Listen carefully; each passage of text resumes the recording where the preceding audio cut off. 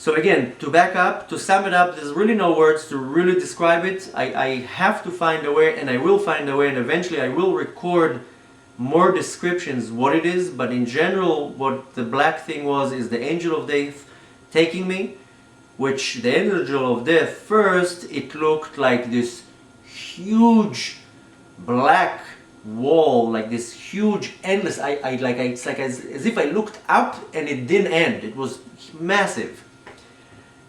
At some point it even, like when it was more like interacting, it looked like in the shape of a human, but like kind of like the drawing of the famous devil that has horns and all that stuff. It looked like a kind of a monster human, and it basically looked like how we know how the Satan looks, how the devil looks. But it's much more details in that. It's very hard to put in a short video. The way to kind of make sure that you don't have to go through that, first of all, is tshuva. Tshuva. When a person does tshuva and elevates himself to a higher level, the neshamas of tzaddikim come to take him from the body, not the angel of death.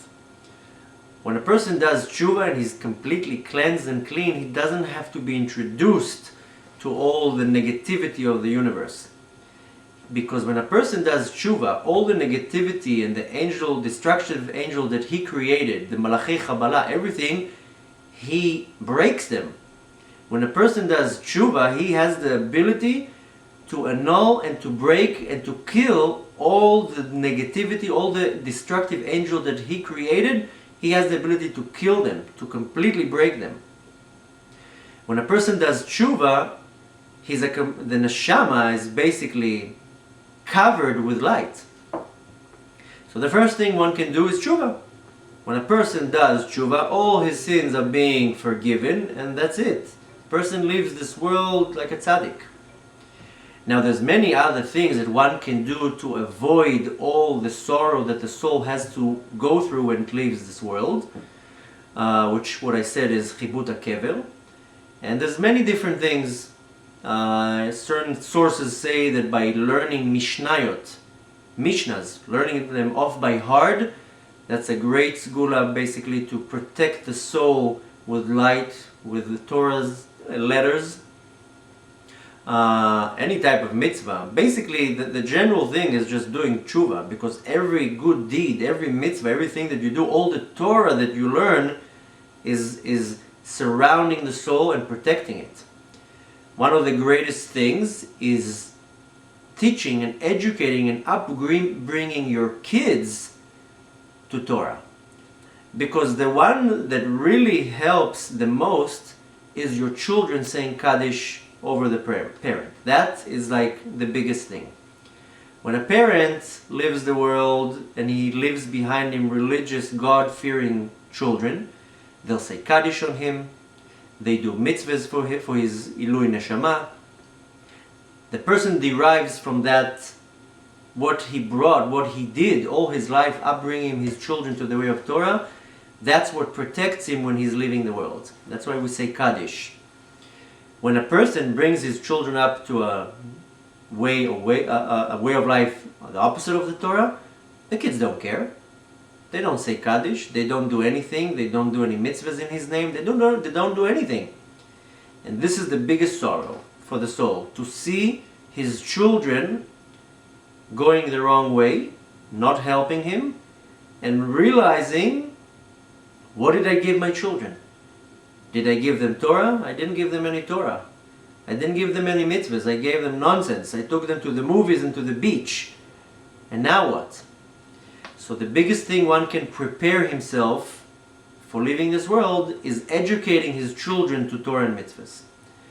Now, this is like in one way of looking of it. Obviously, one should have in his mind the perspective that we don't need to prepare ourselves for something like that, because we need to prepare ourselves to have Mashiach. Zad Hashem, Mashiach will reveal himself any day. There's not going to be that concept. So one has to have in his mind the way of looking that Mashiach is coming any second. Now, what can I do to bring Mashiach? Not what can I do to protect myself when I'm leaving this world. That is how a person should live his life. But touching the same topic, yes, one should make sure that he does tshuva, that he lives this world completely clean and pure, then nothing evil can happen to him. More than that, preparing the next generation to go by Torah and mitzvahs. And then when the soul leaves the world, the offsprings, the next generations, they daven for him, they pray for him, they say Kaddish, they do mitzvahs for him, they do all sorts of acts to do elevation for his soul. And that's when the soul derives the biggest pleasure. So I know the question was very broad and very wide, and I'm sure I only touched like a part of it, but please understand that it's almost impossible for me to describe what's that black thing in details. In general, basically, one of the process was that the process of being introduced to all my sins, to all the malachei Kabbalah that I created, that in itself was the scariest thing in the world. Because every sin that I did, and I created thousands of destructive angels, they belonged to me. They were my children. They came to me and told me, you are my father. You created me. I belong to you. And it's almost like going into like a cave of snakes, and the snakes tell you, you're my father, hug me, hold me, kiss me. It's like going into this cave of monsters, disgusting, slimy monsters, that just touching them is painful, and just seeing them is painful, and they tell you, Papa, Daddy, Abba, you're my Abba, you created me, please hug me, take me. So try to understand the concept, how distorting it is, and how scary it is, because it's like kind of like seeing what you created, and now you're kind of responsible for that. So you can definitely get much more deeper answers. You know, Hasidic philosophy really explained the whole concept of what's called a klipa and energy forces, and how we create it, how we can annul it, etc., etc. So I know the answer is not 100%. I try to be as close as possible, but I will eventually think of the way of slowly and explaining what's more that black thing and in more details. But just take it from here that basically it was the angel of death taking me, introducing me to the worst negativity side of the world. The only way to avoid it is doing tshuva and masim tovim, living this world like a tzaddik, and preparing the next generation for being God-fearing Jews.